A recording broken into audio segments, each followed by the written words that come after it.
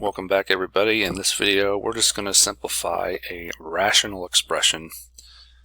Notice on the top here in the numerator, negative 14x to the 8th plus 35x to the 7th minus 21x to the 4th. And we're simplifying by 7x to the 3rd.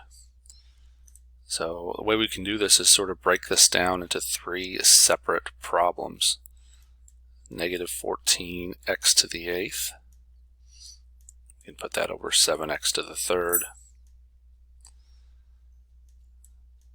35x to the 7th, break that up and put it over 7x to the 3rd. And then we're subtracting 21x to the 4th, putting that over 7x to the 3rd. So now we're going to handle it as three separate problems.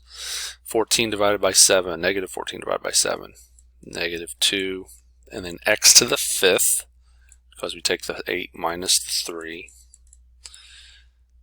35 divided by 7 is 5. 5x to the 4th, and I got 4 from 7 minus 3. And then 21 divided by 7 is 3, and then 3x. X to the 1 power because 4 minus 3 is 1. And this is our simplified expression.